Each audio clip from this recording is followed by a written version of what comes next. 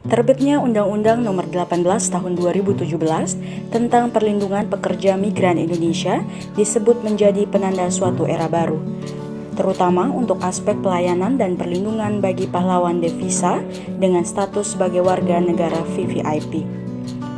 Hal tersebut disampaikan Kepala Badan Perlindungan Pekerja Migran Indonesia, Beni Ramdhani, saat berkunjung ke Kantor Harian Umum Suara NTB, Selasa 30 Maret 2021. Menurutnya, hal paling penting untuk menjadi perhatian adalah muatan Undang-Undang Nomor 18 Tahun 2017 yang mengatur penyelenggaraan pendidikan dan pelatihan bagi PMI menjadi tanggung jawab pemerintah daerah. Sosialisasi ini menjadi penting bagi kami karena selain undang-undang baru, banyak hal yang memang dimandatkan juga mengalami perubahan-perubahan fundamental pada BP2MI di tengah tentu tanggung jawab negara dalam hal penanganan pekerja migran, demikian juga dalam hal memperbaiki tata kelola penempatan, perlindungan. Kita punya 3,7 juta PMI dalam catatan resmi kami, by name by address, siapa mereka, berasal dari mana, kemudian diberangkatkan melalui perusahaan apa, ataukah mandiri, ataukah melalui skema lain, mereka bekerja di negara-negara mana saja, apa sektor pekerjaan yang mereka pilih, bahkan sampai hak-hak yang diterima mereka itu ada dalam sistem kami. Tapi sesungguhnya menurut data World Bank, dan saya termasuk mengaminkan itu, PMI kita ada 9 juta. Nah kalau 9 juta, tadi yang tercatat 3,7 juta, berarti ada selisih atau gap angka 5,3 juta. Yang 5,3 juta ini kami yakini sebagian besar adalah mereka yang diberangkatkan secara prosedural. Oleh siapa? Tentu kami menyebutnya strict saja, sindikat dan mafia penempatan ilegal.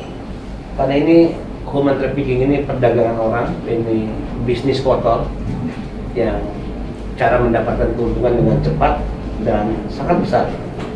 Dalam hitungan kami, satu PMI yang diberangkatkan secara ilegal itu mereka bisa mendapatkan keuntungan 20 juta, 10 juta bagi si pengusahanya, 10 juta hengki-pengki, dibagi ke mereka yang saya menyebutnya oknum-oknum yang memiliki atributif kekuasaan.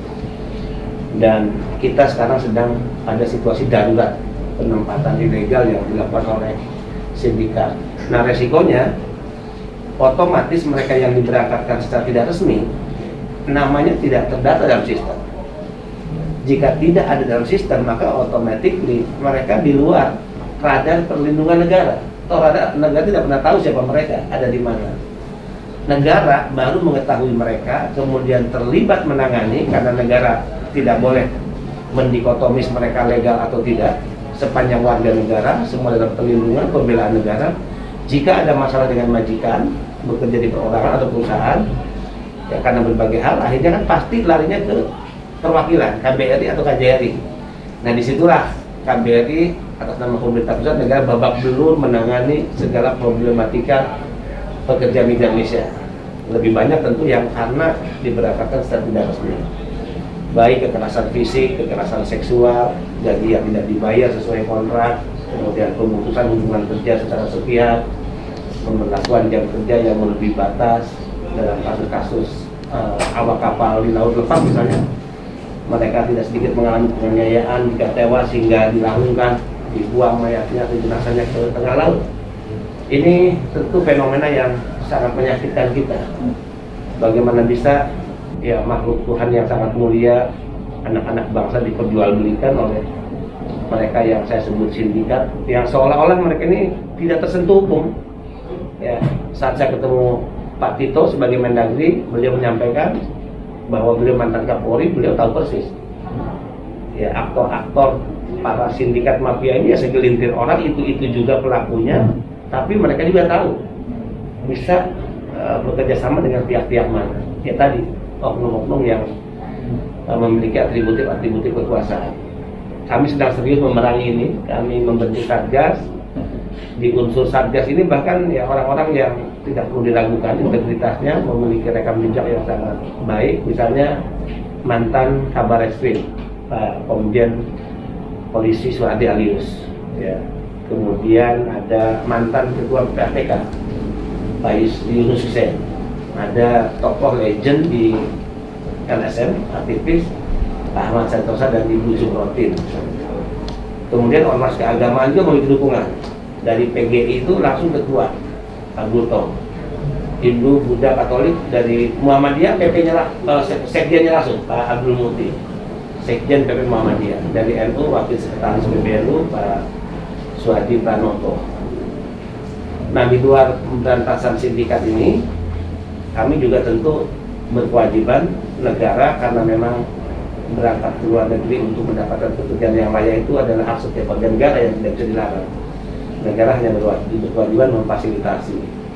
Nah, tentu tanggung jawab negara adalah ya, bagaimana rakyat memiliki akses informasi yang cukup, ya, bekerja di mana, sebagai apa, syarat yang dipenuhi apa saja, pendidikan pelatihan yang diikuti, ya, itu juga bagaimana. Termasuk negara mempersiapkan fasilitasi penyelenggaraan pendidikan dan pelatihan agar penguatan kapasitas PMI yang memiliki keahlian, keterampilan di sektor pekerjaan tertentu yang mereka pilih, kemampuan bahasa, ya, kesiapan fisik maupun mental, sehingga mereka bisa disebut memenuhi kualifikasi kompetensi. Ini memang tanggung jawab negara, karena mereka ini harga diri negara, harga diri bangsa. Nah, mereka yang paling banyak mengalami eksploitasi selain karena diberangkat ilegal, karena memang mereka ahli skill, ya, memiliki kemampuan berbahasanya tidak, bagaimana berkomunikasi dengan majikan di tempat kerja maupun perusahaan misalnya. Keahlian pun apalagi, karena mereka tidak pernah mengikuti pelatihan dan pendidikan. Sehingga memang kami turun ke daerah di 23 provinsi untuk mensosialisasikan undang-undang terbaru. Ini sangat progresif undang-undang ini, izin Pak. Kalau dulu undang-undang BNP 2 TKI, pelindungan kepada PMI itu hanya kepada PMI. Sekarang PMI dan keluarganya. Dulu juga pelindungan pada PMI hanya selama bekerja. Sekarang sebelum bekerja, selama bekerja, dan setelah bekerja. Dan bahkan pelindungannya 3 dimensi, hukum, ekonomi, dan sosial. Jadi ada penguatan kehadiran negara dengan berbagai bentuk, ya, perhatian negara, tidak hanya menangani kepulangan, tidak hanya bagaimana mempersiapkan tata kelola penempatan yang lebih baik, serta pelindungan, tapi juga pemberdayaan ekonomi, ya, edukasi literasi keuangan itu diberikan oleh kami. Kemudian mereka yang sukses dan kembali ke tanah air, kita membentuk wadah, ya, kita berikan 3 akses pada mereka yang menggunakan tabungannya sebagai modal usaha. Akses permodalan kita kerjasamakan dengan perbankan nasional maupun di daerah, kemudian akses pemasaran hasil produk usaha, kemudian juga fasilitasi mereka mendapatkan pelatihan manajemen kewirausahaan. Ini sangat diseriusi oleh kami. Mereka ini pahlawan devisa. Kami akan mencoba tegak lurus, tidak hanya jargonistik menyebut mereka sebagai pahlawan devisa, tapi berbanding lurus bagaimana perlakuan negara kepada mereka. Nah, itu yang sering saya sampaikan, bahwa mereka layak mendapatkan perlakuan hormat negara.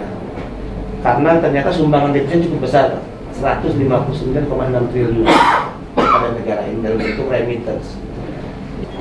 Kami sedang juga bagaimana membangun kesadaran masyarakat, ya, melalui diseminasi informasi, sosialisasi. Contoh misalnya, kalau terkait pasar kerja, kenapa sih orientasi masyarakat, ya, selama ini kecenderungannya memilih Arab Saudi atau Timur Tengah atau Malaysia? Padahal Jepang lebih menjanjikan dengan standar gajinya 22 juta misalnya. Kalau Malaysia itu paling 4 juta, 5 juta aja penderinya. Timur Tengah juga begitu, hanya 5 juta. Habis ya pakai potongan pinjaman mereka dan sebagainya, akhirnya mereka kembali tidak memiliki apa-apa.